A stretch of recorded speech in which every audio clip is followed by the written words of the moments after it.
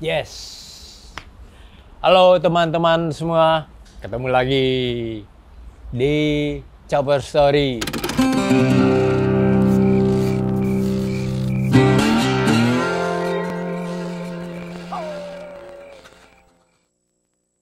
Kali ini historical bike yang keberapa nggak tahu, coba lu lihat aja yang sebelumnya.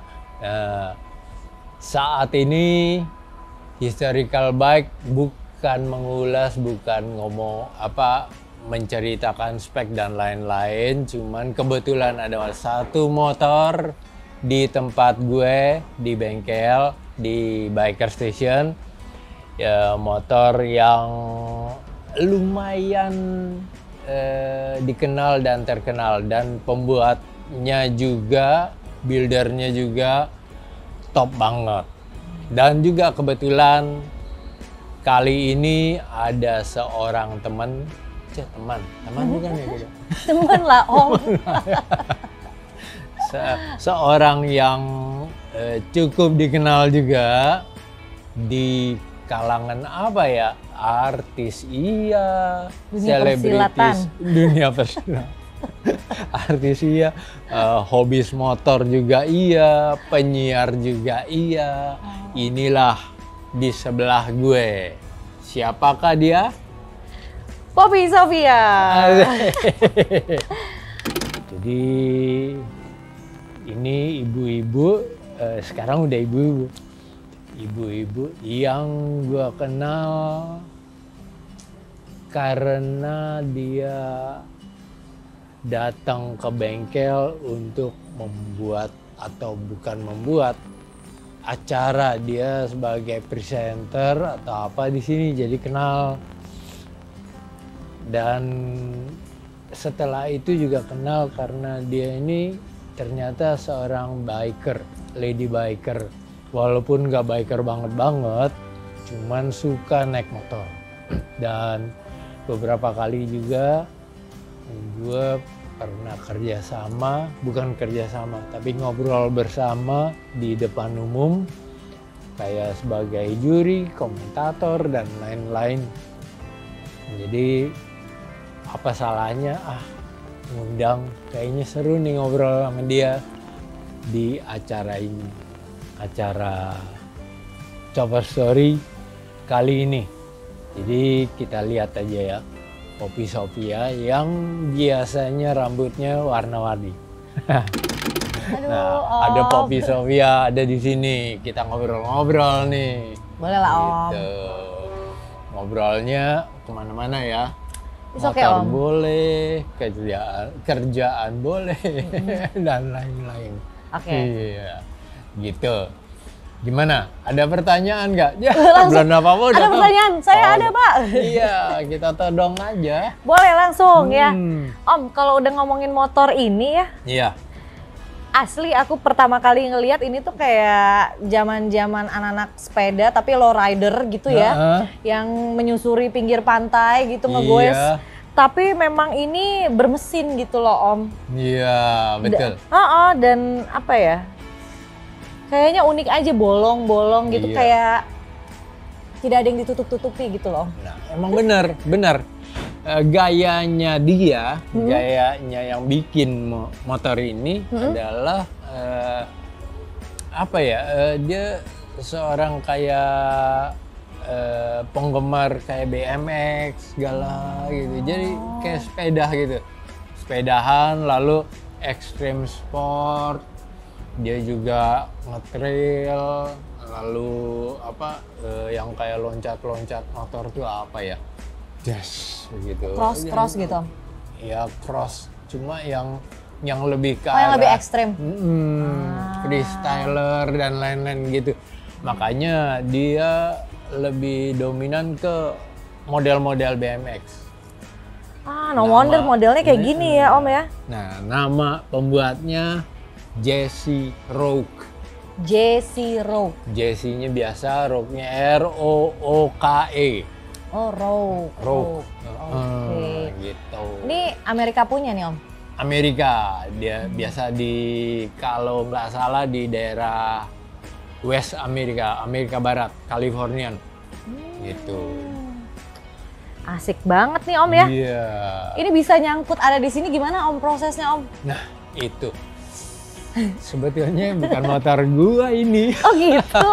Jadi gini ceritanya, 2 tahun yang lalu kita selalu bikin event motor, kemudian gue pinjam sama temen.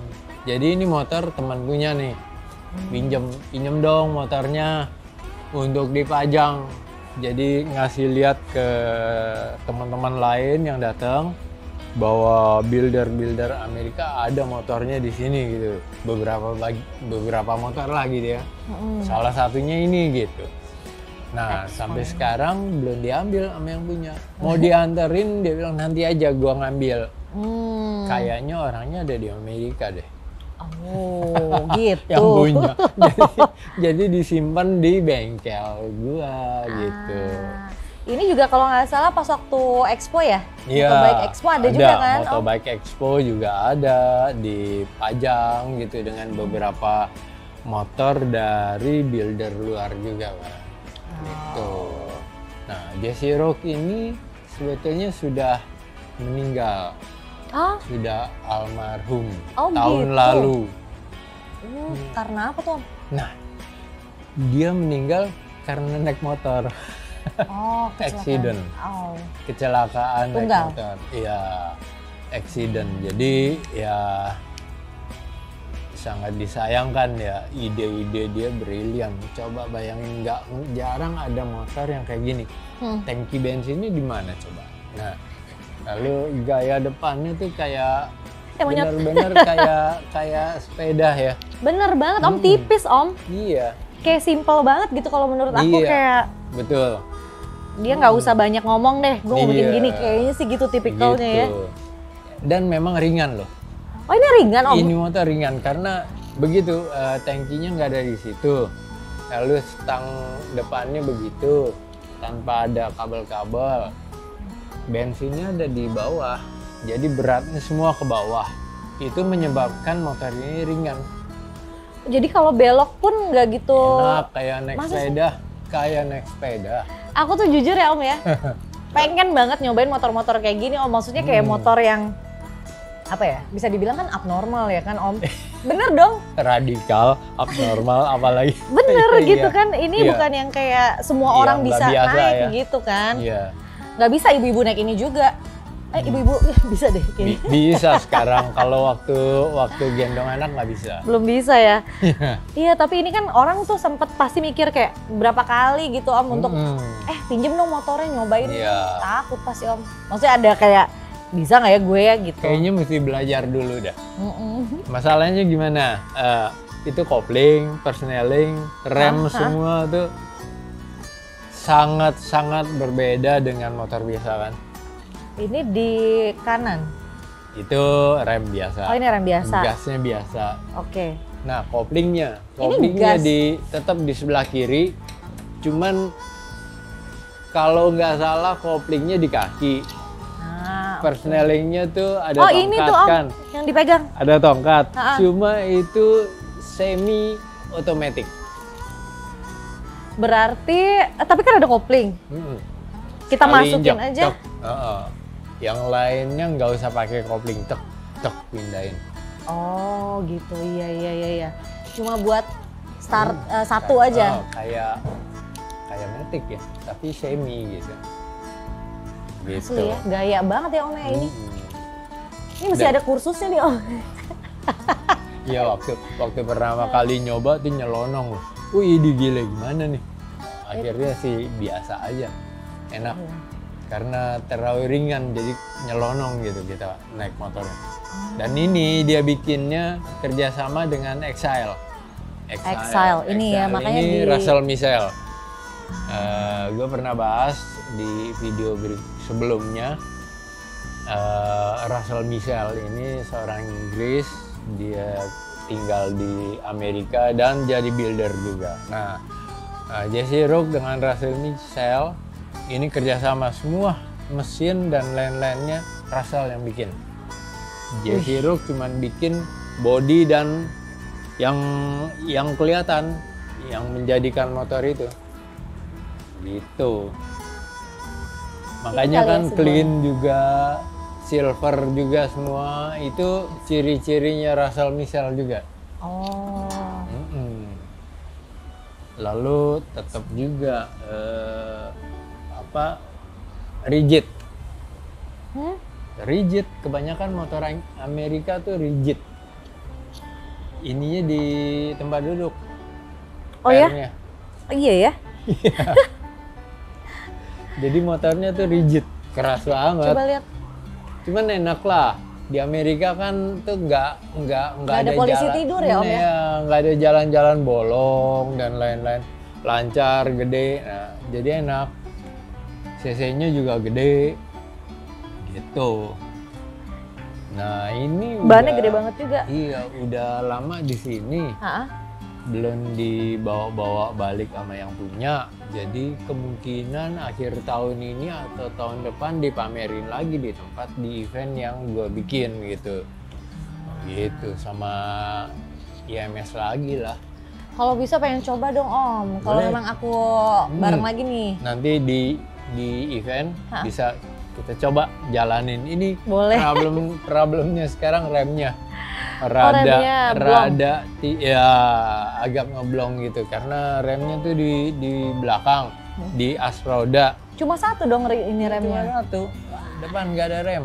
Iya. Nah, itu yang bahaya. Jadi remnya agak ngeblong. Jadi mesti dibetulin dulu remnya gitu. Paling kalau dadakan ini engine brake bisa kali ya. Engine brake aja misalkan kalau kita kalau Matic tuh engine brake-nya nggak terlalu ini jadi nggak 15 aja ya. Dan kalau CC gede lain sih ya kayak mobil. Kalau mobil Matic juga engine brake-nya gimana? Nggak bisa. Nah, iya susah. Dia masukin ke manualnya dulu ya kenceng tetap gitu. Ya kan? Berarti harus ada parasut Om.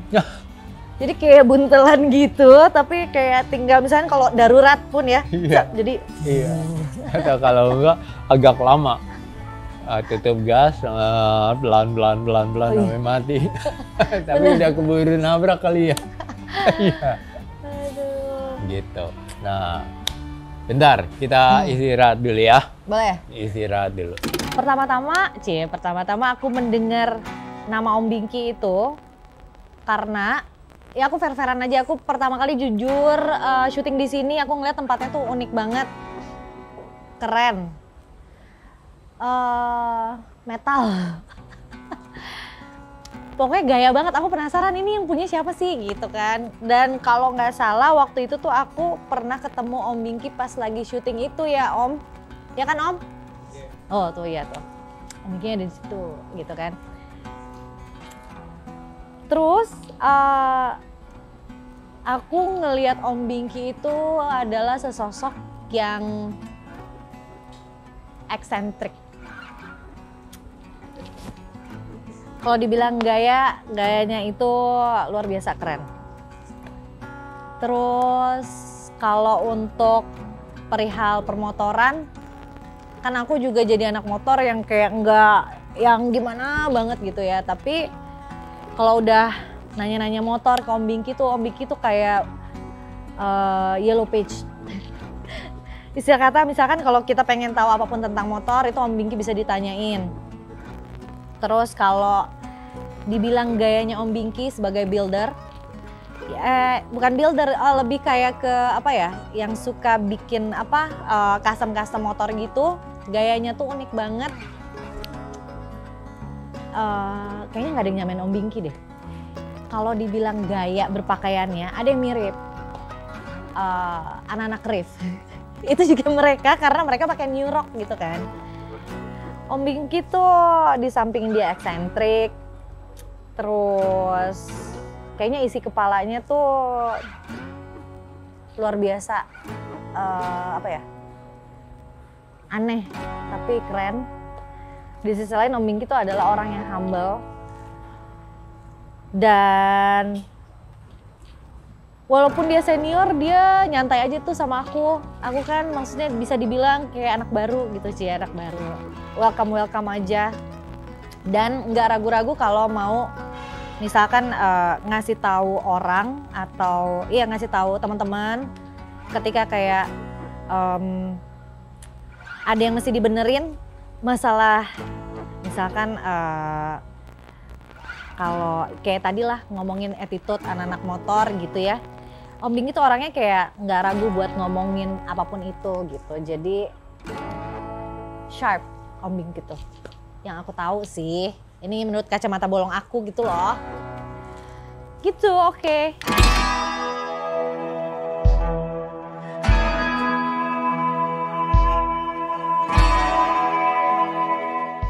Yuk, kamu yang ngomong tadi. Iya Om, itu kadang-kadang saya suka kayak nggak habis pikir gitu Om. Misalkan kalau ngelihat motor-motor yang kayak di create atau diciptakan sama ya builder gitu. Nah. Salah satunya inilah Om ya. Iya. Aku ngelihat tuh kayak kalau nyusahin diri lu sendiri gitu, maksudnya bikin motor yang ya untuk bawanya aja butuh proses kayak kita kayak pengoperasiannya gitu ya Om ya. Terus di sisi lain kayak nggak normal pada umumnya gitu. Dan ini tuh memang ini tuh memang autentik lah punya si builder tersebut. Tapi di sisi lain menyusahkan gitu loh menurut aku. Iya. Nyusahin gitu loh. Ya emang sih kalau diperhatiin ya, semua tiap builder, apalagi orang Amerika nih, yang buildernya udah terkenal, itu tiap motornya punya ciri khas. Ciri khasnya susah. Iya loh. Selalu nggak tahu kenapa, tapi entah itu pengoperasiannya, entah itu dia waktu jalannya, itu susah dikendalikannya. Nih. Itu kenapa ya Om? Nggak tahu. Kayak ini kan contohnya yang tadi ya, kamu bilang susah banget ya pakai matic dan segalanya. Lalu susah dipinjam sama teman. Iya, susah hilang dong ya. Susah dicuri. Kecuali diangkat. Kecuali ditowing ya. Ada lagi kayak bahasanya Arlenes, mesinnya 3. Jadi 3 silinder, kadang-kadang 4, 2 silinder, 2 mesin jadi 1 gini. Itu nyalainnya aja susah. Kayak satu motor di dalam nih, yang merah tuh yang narrow minded.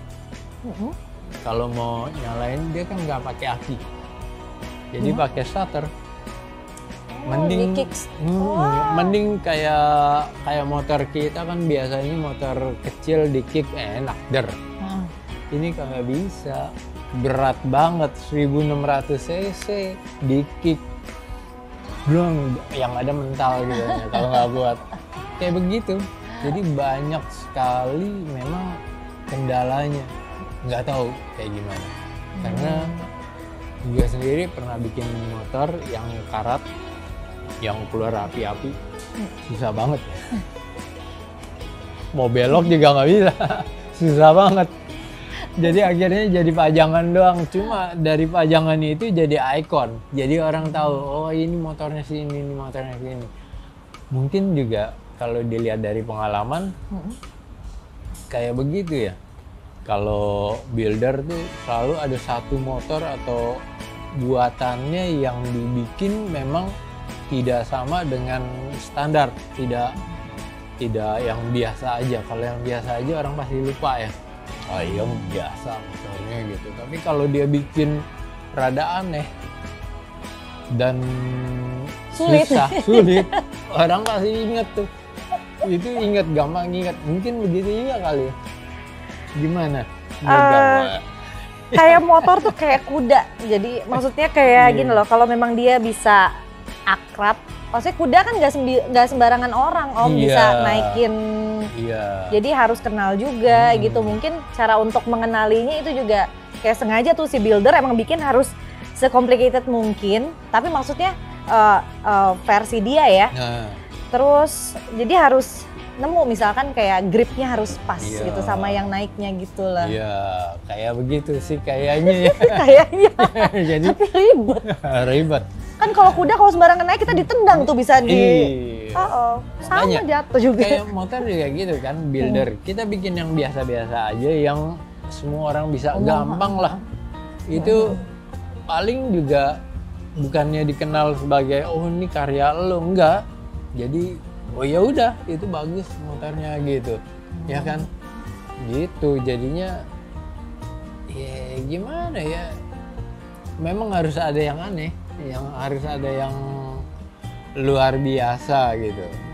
Tapi ada luar biasa boleh, aneh boleh, tapi mudah gitu loh buat kayak orang kayak pengen coba. Mungkin itu juga bisa jadi misalkan bentuknya aneh, tapi pas ketika kayak pengoperasiannya tidak begitu sulit, itu mungkin bisa juga. Harusnya emang begitu ya. Pengendalian oke, nyaman, aman.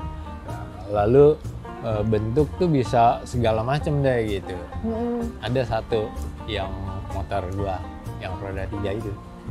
Itu aman, nyaman, enak, tapi bentuknya extraordinary dan keren. Semua kenal juga kan, tahu juga kan. Kan Om Bingki pernah bawa pas waktu yang hari keberapa sih Om?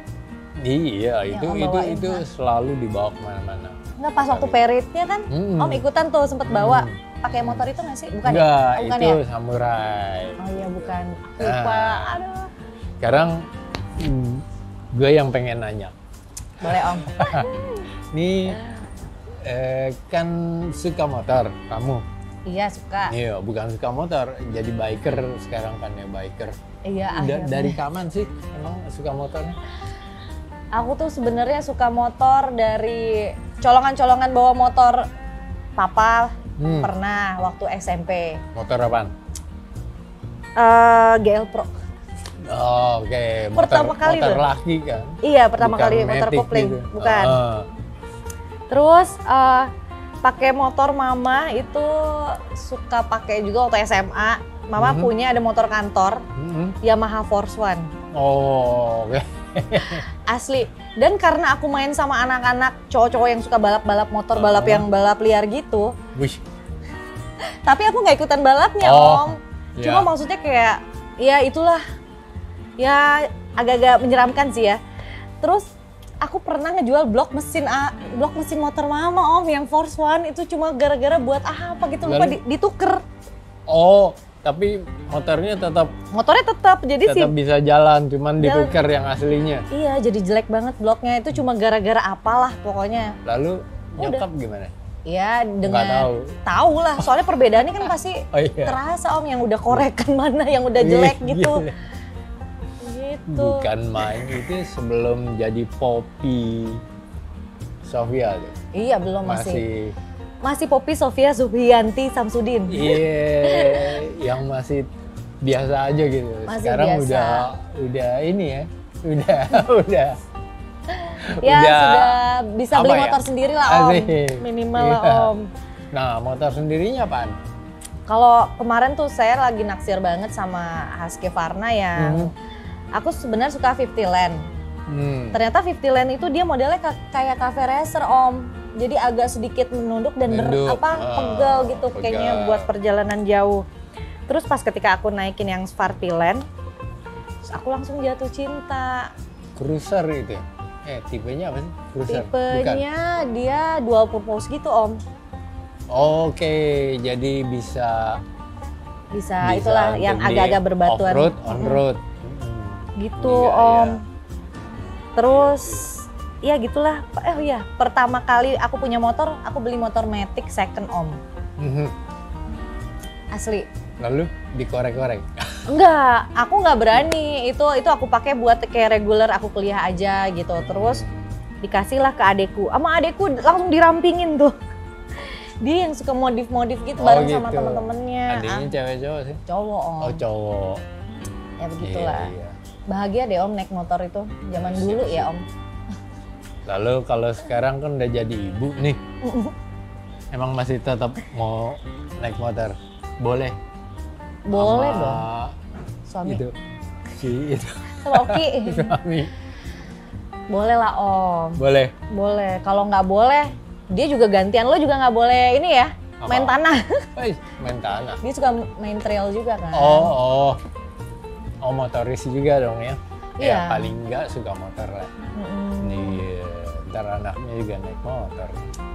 Iyalah, pengen sih Om, cuma pas kemarin tuh lihat postingan ada temen ya, jadi anaknya tuh ikut MX gitu, masih kecil lah, berapa tahun, kecelakaan tunggal, terus tulang tengkorak ininya kayak belah, bukan belah ya, pokoknya retak masuk gitu ke dalam. Resek. Iya bener Om, bener sebelah sini. Yeah. Terus aku langsung mikir, anak gue kesituin nggak ya? Aku nggak berani, jadinya kayak agak-agak mikir juga sih Om. Oh, yang menasab ini anak kecil? Anak kecil, itu yang sekitar kayak 6 tahun, 7 tahun, pokoknya yang anak-anak MX gitu loh Om. Oh, aku tuh pengennya anak aku tuh diterjunin ke situ. Emang anaknya laki perempuan sih? Cewek Om. Cewek? Wah, ngikut ibunya nih ntar ya. Ya pengennya sih, cuma kan aku nggak boleh memaksakan kehendak Om. Iya benar. Siapa tahu dia suka masak, passion, lo.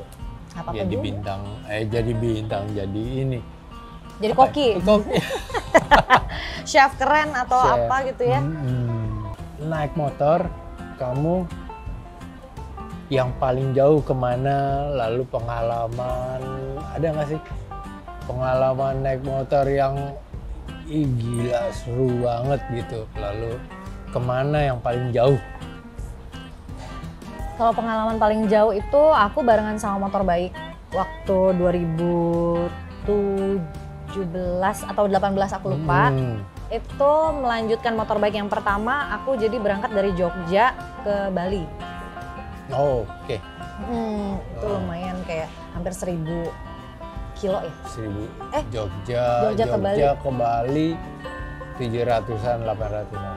Iya, pokoknya hampir-hampir segituan. Terus itu pengalaman naik motor pertama aku yang sangat jauh menurut aku, tapi menyenangkan banget Om. Oh gitu, jadi itu baru pertama kali naik motor jauh? Jauh banget iya, tapi waktu motor masih sendiri?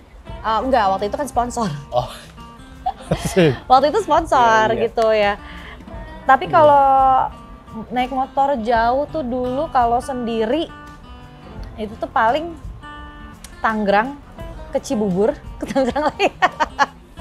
Belum jauh-jauh sendiri Om. Iya.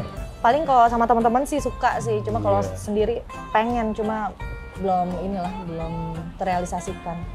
Motor baik, kamu pernah ngikut motor baik? Motor baik tuh apa sih? Motor baik itu sebenarnya jadi kayak kalau dibilang komunitas, ya kayak kumpulan teman-teman, tapi memang mayoritas rata-rata tuh ya influencer, public figure semuanya gitu loh gitu. Om. Spesialnya itu ya aku tahu mungkin kayak teman-teman anak-anak motor yang lain juga bukan berarti tidak menyebar kebaikan gitu loh Om. Tapi spesial di motor baik itu setiap kayak kita mau ada trip, misalkan kita trip dari Jakarta, kemarin motor baik pertama itu Jakarta ke Jogja. Setiap kota yang diberhentiin itu teman-teman dari motor baik, kan ada Nabila Putri, ada Omes, ada Pak Darto, terus ada Bisma, ada pokoknya public figure yang lain.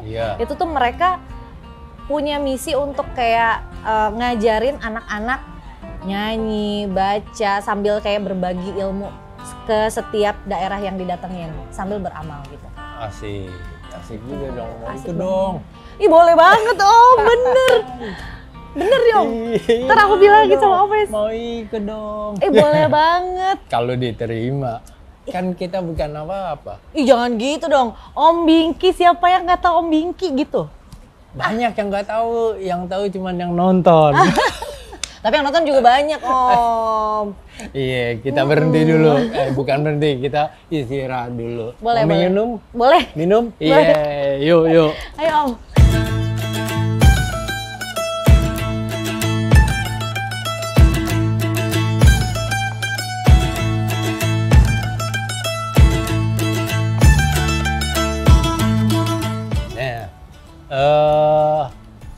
Nah, waktu kita, ingat nggak waktu kita bikin acara, bukan kita yang bikin sih, ngisi acara jadi juri atau apa ya, komentator ya Om. Jadi komentator di acara event Motobike Expo. IMS ya. Kan banyak motor tuh yang Yang fashion show. Fashion show, gaya-gayaan gitu. Menurut kamu gimana? Kayak gaya-gayaan apa perlu nggak sih biker tuh gaya di atas motor atau ya padanya lah pokoknya naik motor kok gitu? Menurut aku sih butuh juga Om, karena ini kan kendaraan yang kita pakai gitu. Terus kalau kita biasa-biasa aja, terus kan motor minjem gitu kan, motornya udah gaya, kitanya masa nggak gaya? Kecuali motor itu sebagai transportasi kali ya. Nah kalau iya. alat transportasi harian ya kita nggak usah gaya-gayaan di atas motor gitu ya. Betul, betul Om. Kita ngebahas juga riding. Boleh Om. Kan tadi kayak itu gaya-gayaan, riding, fashion show kita komen. Lalu kalau riding sekarang kan ada masanya Sunmori, Sunday morning ride. Ya bener ya? Betul Om. Sunday morning ride. Ya. Itu rame yang ikut. Pernah ikut nggak sih? Pernah sih. Waktu itu pernah waktu iseng-isengan aja, tapi motorku bukan yang ini. Aku dulu pakai The Tracker. Oh, oke. Lalu gimana? Lalu ya enak udah. nggak? Sebenarnya seru-seru aja sih Om. Cuma kadang-kadang kalau rame-rame gitu ya Om. Itu kan rasa-rasanya tuh kayak mentang-mentang hari Minggu nih, sepian dikit jalan-jalan. Wah, suka-suka gitu. Iya. Banyak yang begitu. Pernah sekali nih ya. Gua ngikut. Ada Sunmori, ada beberapa petinggi-petinggi. Maksudnya petinggi bukan petinggi-petinggi pejabat. Kalau di anak-anak motor lah ya. Petinggi anak motor. Jadi influencer lah, panutan dan lain-lain gitu ya. Oh, mereka di depan nih. Kayaknya enak nih. Ikutan juga di depan gitu. Yang ikut ada mungkin 200-300 motor gitu jalan nih hari Minggu pagi.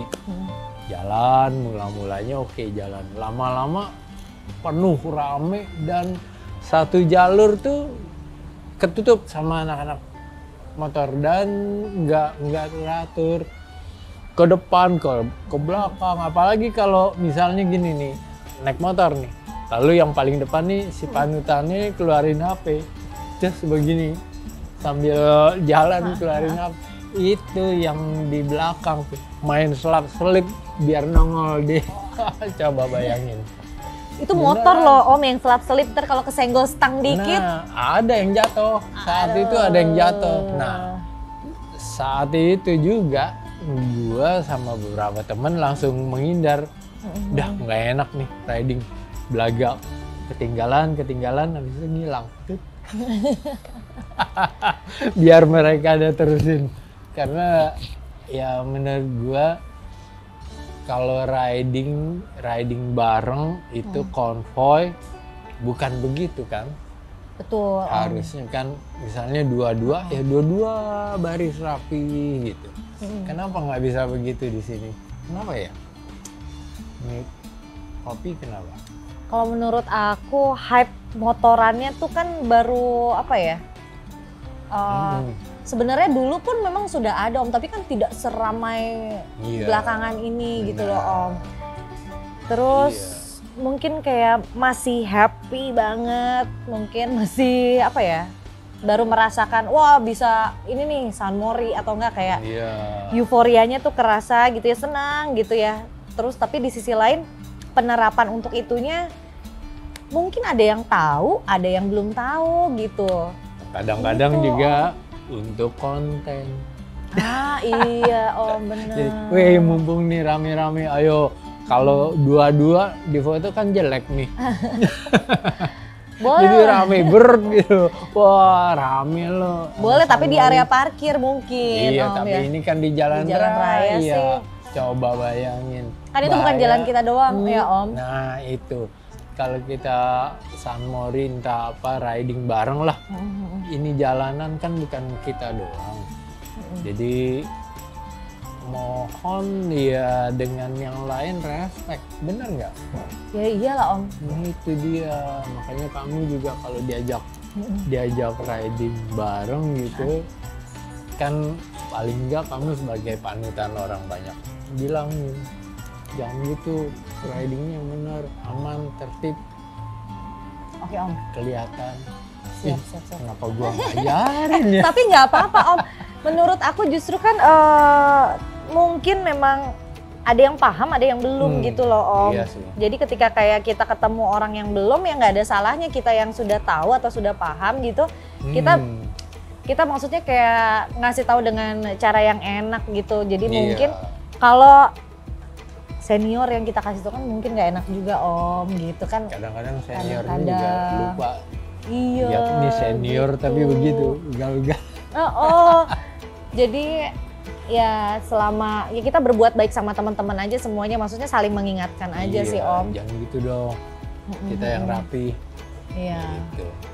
Iya. Apalagi kalau udah dikawal ya Om ya. Nih, wah udah. Udah itu. Aku Gitu. ngerasain sih Om. Ngerasain. Makanya kan. Jadi kayaknya gimana gitu ya, dikawal pakai wing gitu.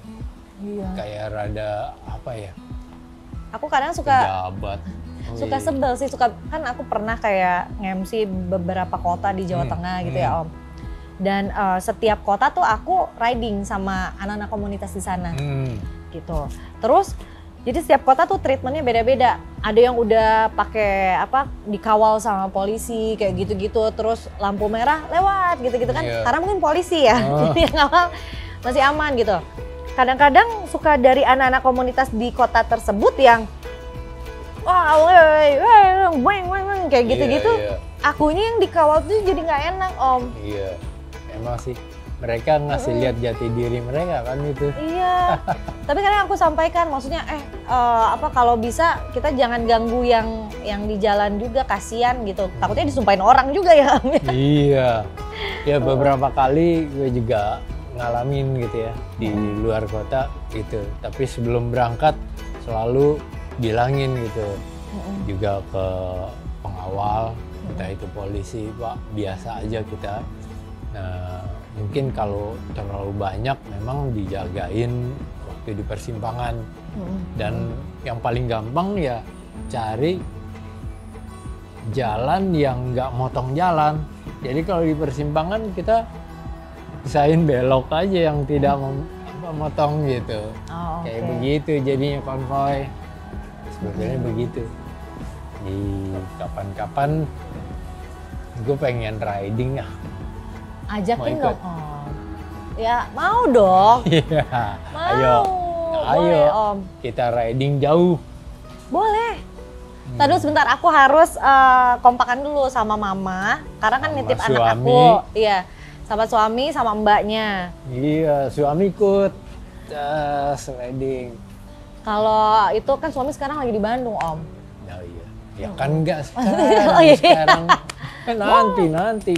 Kalau ada jadwal riding keluar, kita riding bareng, rame-rame.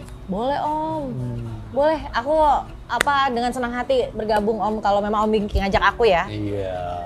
Bener ya Om? Pasti dah, kalau cuman punya motor bawa motor sendiri. Iya, aku bawa. Tapi kan itu sendiri-sendiri, aku pengennya kalau riding pengennya sendiri Om. Maksudnya? Enggak kan, ntar kalau ada suami ntar nggak ada motor, sayang aku gimana? Oh gitu. Kamu bonceng aja nggak mau Om. Sorry, gue nggak mau banget. Iya. Nggak seru Om. Iya, motor sendiri-sendiri lah. Iya. Gitu. Iya, oke. Kalau gitu kita akhirin dulu. Udah Om. Ngobrolnya. Kita akhirin dulu. Jadi kapan kita ketemu lagi? Gitu. Kita ketemu, kita mau riding. Riding bareng. Insya Allah Om. Dengan entah motor dari sini oke, disiapin atau motor kamu kita jalan sama-sama. Gitu. Boleh Om. Ya. Aku juga soalnya lagi pengen ini nih kayak ngajak pacar aku yang baru tuh, motor aku kan aku pacar gue yang baru. Iya. Ngajak jalan kemana gitu, kayak pengen ngerasain ininya juga, maksudnya kayak euforia, euforia apa ya? Maksudnya kayak kenalan banget sama motornya gitu loh Om. Iya benar. Oke, sip. Oke. Oke teman-teman, ngobrol kita kali ini. Cukup sekian, mungkin nanti kita sambung lagi di episode berikut. Jadi tungguin episode berikut di Chopper Story. Alright.